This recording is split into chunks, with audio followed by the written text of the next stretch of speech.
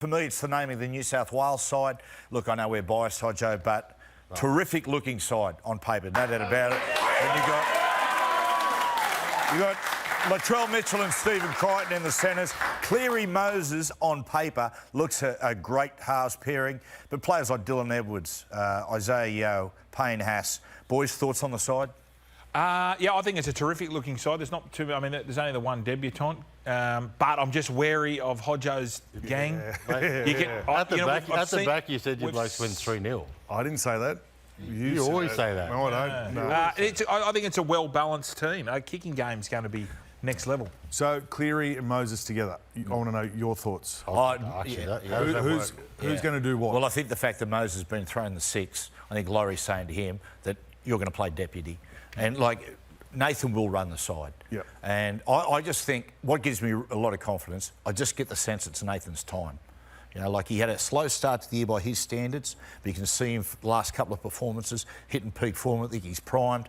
And the thing about it is with Nathan is that if New South Wales can just work into position, consistently work into position for an attacking kick, mate, he'll do the rest. You know, his array of kicks, the pressure he can exert with his various kicking games, that's just what New South Wales have got to do. They don't need to be fancy. They've just got to work themselves into position for Nathan's attacking kicks. And if he's down there a lot of the time, they're going to rattle up some points and they're going to get a lot of possession. And the thing, if you're going to do that, the number one thing you've got to do, you've got to win the yardage game. And what gives me further confidence is if you look at the New South Wales back three, they're well equipped to win the yardage game. You've got Dylan Edwards, Brian To'o and Zach Lomax. Yeah. Three of the best yardage players in the game. That combination's a beauty. In fact, I reckon on kick returns, Hodjo, I reckon most of the time the forwards won't even need to handle the ball. I think you go Edwards, To'o, Zach Lomax. One of the others will double up again. So it'll take huge pressure off the forwards. So, in my opinion, it's a really well-balanced side.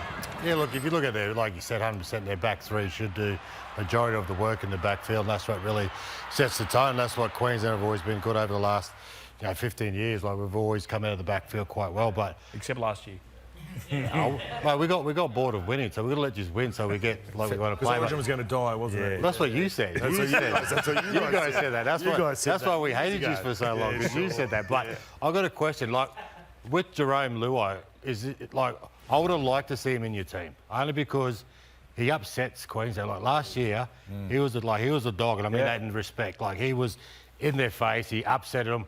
I just don't see that with obviously Nathan and Mitch. So does that really upset him? If you get in the, would that upset you? He gets in your face. No, I'll just give it back to him. Yeah. But you saw what he did last year. He really got under the skins of the Queenslanders, and if you do that, then who knows what can happen? By him doing that, they just lost the focus, they lost the direction on where they wanted to go because they're too busy worried about taking his head off. And obviously, for you guys to come up there and beat Queensland at Suncorp, that doesn't happen very rarely, like if not very rare. 05. So for them to come up there and do that, but 05, that was 20 years ago, mate.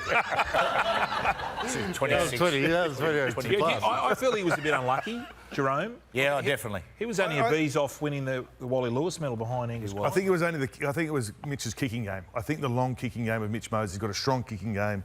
Yeah. Short, long and short. I think that's what got Mitch across the line. Can we done talking about this stuff? Yeah, sorry, mate. Yeah, sorry. We're boring ourselves. You brought me away. Let's talk about Queensland.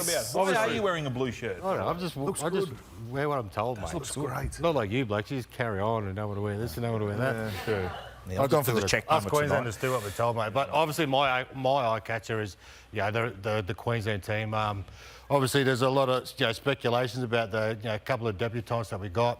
A few of the boys that have been picked after a handful of games. But if you look at the guy who's coaching them, he's one of the greatest Origin players of all time. And you look who's around there. You got DC, he's still there. Obviously, Cam Munster.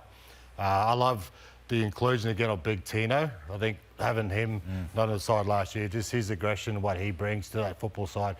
Cotter has been outstanding as well, and the other guy, obviously Paddy Carrigan, like he really stood up for Queensland last year. So having him there and having Big Tino back is. Tell you what, Nanai's been in good form too of late. He has. I think when you're an Origin player and you got dropped like that's to get dropped back to Queensland. I'm not saying there's nothing wrong with that, but.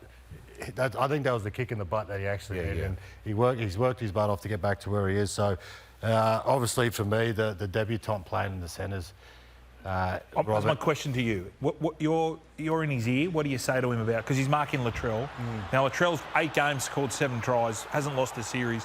What are you saying to Bobby Toia about Latrell? He's got to be aggressive. He's got to be in his face. He's got to be aggressive. If he sits back and lets Latrell dominate him, obviously it's going to be a long 3 games for him. So if I was playing against Latrell, I'd just be in his face. I'd be giving him, take away his time, because that's what he wants. He wants his time. He wants confidence.